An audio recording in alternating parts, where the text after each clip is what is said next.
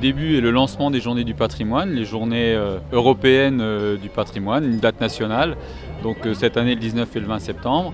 Et on a le plaisir d'accueillir ce samedi et les artisans d'art. Donc ils sont un petit peu plus d'une quinzaine cette année. On a un luthier, on a de la réfection de porcelaine, on a du travail du verre, on a du travail de reliure aussi.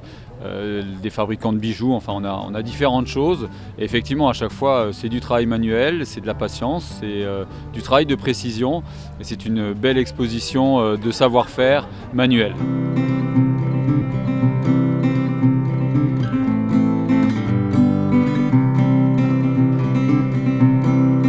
Ça fait la 8e fois je pense que je suis là sur la place du Roc. Et ça me fait bien plaisir, il y a beaucoup de gens qui viennent me voir. Et depuis la retraite, je me suis mis au tournage, j'ai fait beaucoup de stages, très loin, à Lyon, un peu partout, dans le Midi, etc. Et c'est comme ça qu'on peut évoluer vraiment en tournage sur bois. Au début, c'est pas évident du tout, mais quand on sait tourner, quand on sait manier une gouge, quand on utilise bien le talent de la gouge, on a un plaisir intense à tourner. Ça se sent dans les mains, dans les bras. C'est indescriptible la sensation qu'on peut ressentir quand on sait vraiment tourner, vraiment talonner. Ça part du stylo évidemment aux champignons, c'est le fait de tous les tourneurs, et jusqu'à des coupes en bois un peu spéciales. Enfin, faut voir, il y a tout, il y a tout. Le mieux pour les gens, c'est de venir me voir à la maison, à l'Héménil, hein, là où j'habite. Je reçois pas mal de monde. Et puis ici, quand je fais des expositions à Pont-à-Mousson ou ailleurs, jusqu'en Allemagne, voilà, là les gens se rendent compte du travail qui a été fait.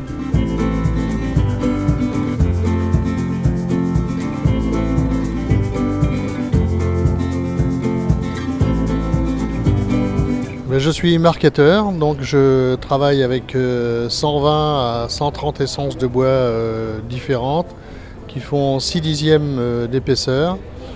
Et puis c'est comme un puzzle, je dessine, après je découpe morceau par morceau. Et après, dès que le puzzle est terminé, je colle. Et puis je ponce, il y a un travail de ponçage et de finition. C'est-à-dire je mets un vernis qui s'appelle du bouche-port et de la cire pour terminer, pour donner une patine. Ah bah il faut prendre son temps parce que sinon ce sera un travail raté et ce sera pas beau quoi. C'est comme une peinture, il faut faire un maximum il faut respecter toutes les ombres et tous les détails quoi.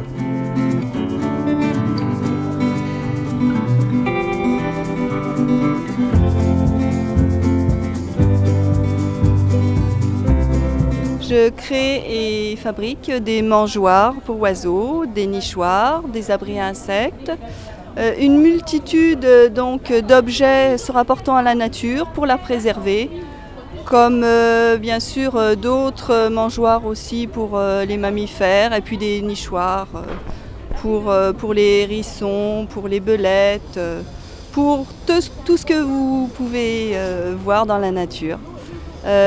Tous nos objets sont fabriqués à partir de bois recyclés. En ce qui concerne les peintures, les vernis, si on en utilise, ou l'huile de lin, bien sûr, qui est naturelle, tout respecte bien sûr l'environnement afin de préserver les animaux. Donc j'ai aussi toute une gamme de petits objets comme des papillons, des oiseaux ou des légumes que je peux faire à la demande.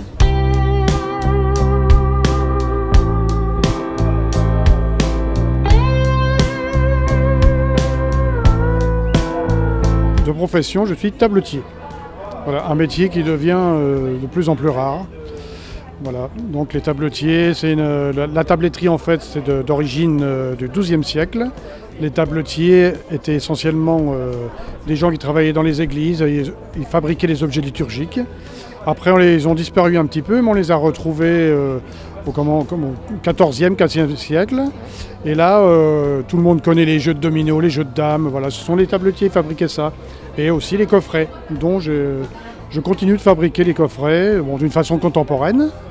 mais toujours dans l'esprit des tabletiers et de la tabletterie. Je précise que ce sont des essences que j'achète à des fournisseurs qui sont agréés et qui respectent aussi l'environnement et l'abattage des arbres pour fabriquer boîtes, stylos, porte-clés, ouvre-lettres, et j'en passe.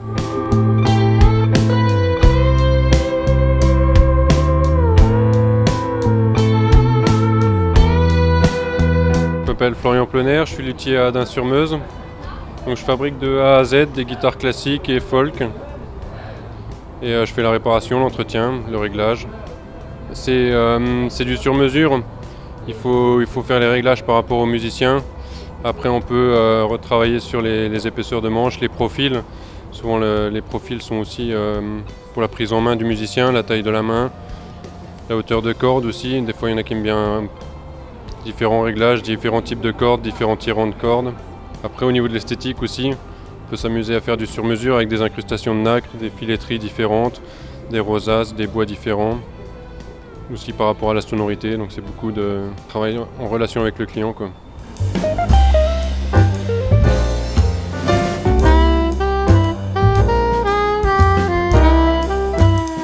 Bonjour, je suis Lecomte Nathalie, Nat Création 57. Je suis créatrice en bijoux artisanaux et je travaille tout ce qui est résine et émaillage à froid sur bois et sur résine. Qu'est-ce qu'on peut retrouver sur votre stand ce week-end? Alors tout ce qui est bijoux pour enfants et adultes, avec également des nouvelles pièces pour faire des ateliers à domicile. Après, vous avez tout ce qui est bagues et boucles d'oreilles en argent 925. Donc toujours avec du travail sur résine et sur bois. Alors c'est des matières qui sont faciles à travailler puisque c'est des matières pour la résine, c'est un produit qui se coule et qui refroidit à l'air libre. Et pour ce qui est l'émaillage sur bois, là en fait on passe la pièce au four. Donc c'est de l'émaillage à froid, hein. C'est pas de l'émaillage à chaud. C'est ma passion et mon métier. Donc je fais ça toute l'année, je suis en exposition toute l'année et je fais également tout ce qui est atelier anniversaire à domicile.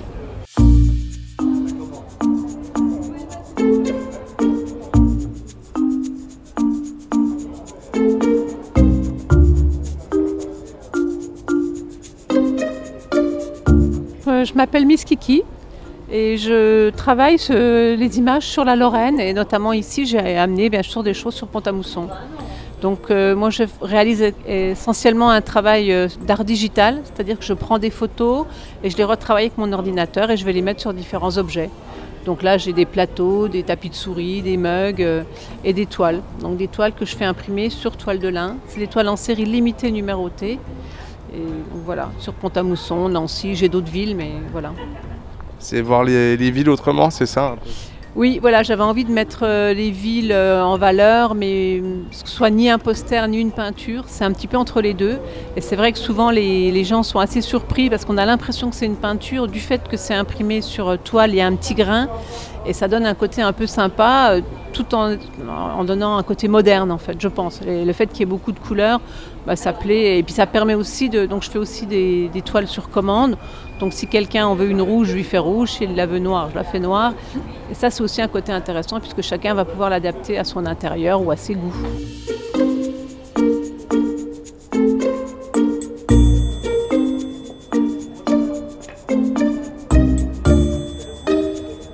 Je m'appelle Julie Daniel et je fais des bijoux qui s'appellent Malangocha. Ce sont des bijoux en fait faits à partir d'objets du quotidien. Ce sont tout ce qui traîne dans les fonds de tiroir, tout ce qu'on oublie, qui traîne, qu'on garde et on ne sait jamais quoi en faire. Je leur donne une deuxième vie que je transforme en bijoux. Alors à la base je suis autodidacte et j'ai complété en fait mon envie de faire des bijoux par des formations au pôle bijoux de Baccarat. Donc je suis issue du pôle bijoux de Baccarat. Voilà, donc ça permet aussi de garder en fait tout ce qui peut avoir une valeur sentimentale à la maison. Donc ça peut être un téléphone, une montre qui ne fonctionne plus, un vieux bijou qu'on n'aime plus, qu'on aimerait reporter différemment. Donc tout est transformé, rien ne se perd, tout se transforme. Je suis comme une enfant quand je démonte, c'est toujours l'interdit, on n'a pas le droit de démonter. Et là c'est vraiment de pouvoir trouver des trésors. Je retrouve une âme d'enfant quand je démonte ces objets. Et après les transformer en bijoux et les voir porter après. Et que c'est ce qu'il y a de plus beau.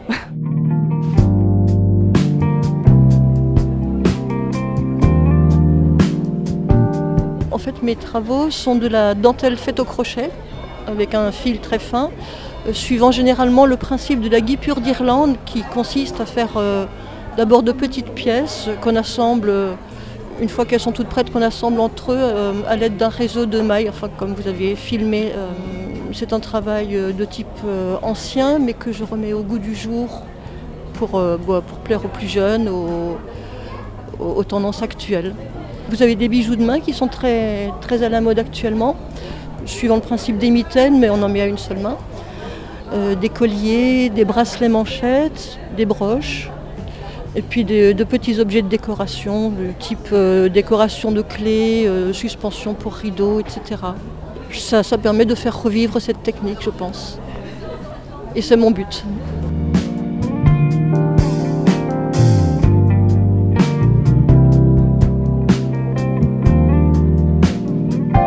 Je m'appelle Annie Maradi, je viens de Metz.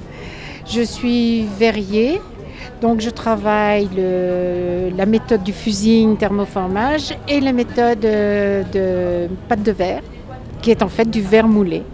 Alors sur mon stand, j'essaie de montrer un petit peu ma production habituelle, parce que vous avez des clients pour des bijoux, des clients pour les plats assiettes, vous avez des clients pour les pâtes de verre. Alors plats assiettes, c'est plus pour le côté utilitaire, les pâtes de verre plus pour la partie décoration. C'est une passion qui a commencé en 2009 et aujourd'hui j'ai la chance de pouvoir faire ma passion tous les jours.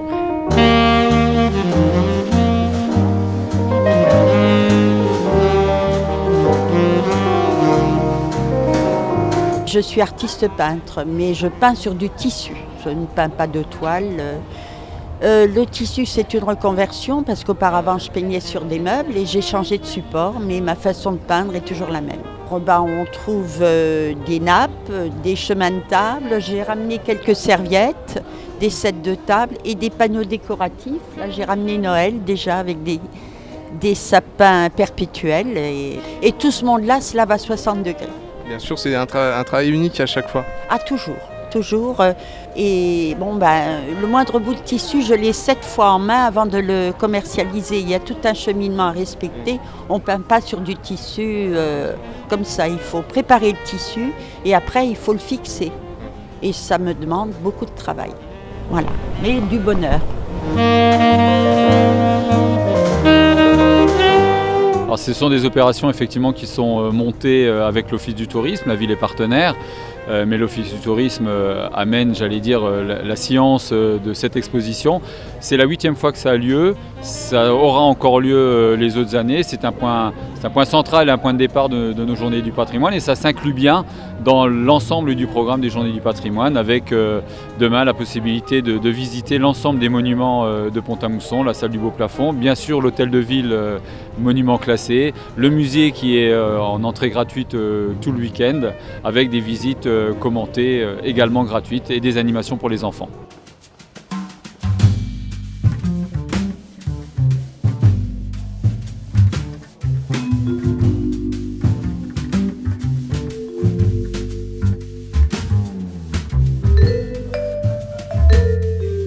Ce qui est proposé aujourd'hui, c'est une relecture complètement décalée de l'histoire des objets en papier mâché, et en l'occurrence de Pierre Hatt, qui a été l'un des patrons illustres évidemment des sociétés des frères Hatt. C'est une manière originale de faire découvrir le musée autrement.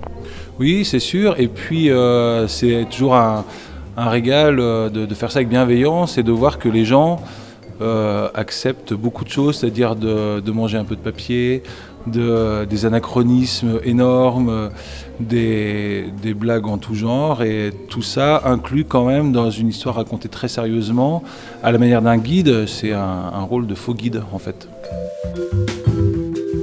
Je pense qu'il y en a que ça désoriente, qui s'attendent à une visite guidée traditionnelle. Là, le public est plutôt mis en scène. À un moment, ils sautent comme des kangourous. En même temps, moi, j'aime bien avoir plusieurs couches dans mes écritures, aussi bien historiques, symboliques, humoristiques, poétiques. Donc tout ça s'accumule comme un millefeuille, c'est le cas de le dire ici avec ces objets recouverts de plein de feuilles collées, et de trouver du décalage là-dedans. Comme ça aussi les gens peuvent puiser là où ils veulent. Il y a vraiment différents niveaux de lecture dans ce travail.